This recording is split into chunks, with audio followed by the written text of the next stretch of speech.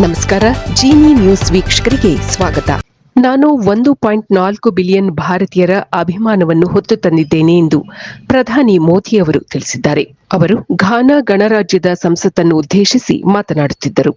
ಪ್ರಜಾಪ್ರಭುತ್ವದ ಚೈತನ್ಯವನ್ನು ಹೊರಸೂಸುವ ಭೂಮಿಯಾದ ಘಾನಾದಲ್ಲಿ ಇರುವುದು ಒಂದು ಸೌಭಾಗ್ಯ ಎಂದು ಪ್ರಧಾನಿ ಮೋದಿ ತಿಳಿಸಿದ್ದಾರೆ. ಈ ಗೌರವಾನ್ವಿತ ಸದನವನ್ನು ಉದ್ದೇಶಿಸಿ ಮಾತನಾಡಲು ನನಗೆ ತುಂಬಾ ಗೌರವವಾಗಿದೆ ಎಂದು ಅವರು ತಿಳಿಸಿದ್ದಾರೆ. ವಿಶ್ವದ ಅತಿದೊಡ್ಡ ಪ್ರಜಾಪ್ರಭುತ್ವದ ಪ್ರತಿನಿಧಿಯಾಗಿ ನಾನು 1.4 ಶತಕೋಟಿ ಭಾರತೀಯರ ಅಭಿಮಾನ ಮತ್ತು ಶುಭಾಶಯಗಳನ್ನು ನನ್ನೊಂದಿಗೆ ಹೊತ್ತು ತಂದಿದ್ದೇನೆ ಎಂದು ತಿಳಿಸಿರುವ ಪ್ರಧಾನಿಯವರು, ಘಾನಾವನ್ನು ಚಿನ್ನದ ಭೂಮಿ ಎಂದು ಕರೆಯಲಾಗುತ್ತದೆ.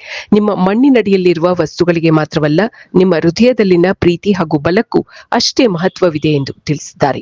ಪ್ರಧಾನಿ ಮೋದಿಯವರ ಭೇಟಿಯ ಸಂದರ್ಭದಲ್ಲಿ ಭಾರತ ಹಾಗೂ ಘಾನಾ ನಡುವೆ ಸಂಶೋಧನೆ ಮತ್ತು ಅಭಿವೃದ್ಧಿ, ವೈದ್ಯಕೀಯ ಮತ್ತು ಸಾಂಸ್ಕೃತಿಕ ವಿನಿಮಯದಂತಹ ಕ್ಷೇತ್ರಗಳಲ್ಲಿ ಹಲವಾರು ಒಪ್ಪಂದಗಳಿಗೆ ಸಹಿ ಹಾಕಲಾಯಿತು. ಇದು ಈ ದಿನದ ಸುದ್ದಿ. ನಿರಂತರ ಸುದ್ದಿಗಳಿಗಾಗಿ ವೀಕ್ಷಿಸುತ್ತಿರಿ ಜೀನಿ ನ್ಯೂಸ್. ನಮಸ್ಕಾರ.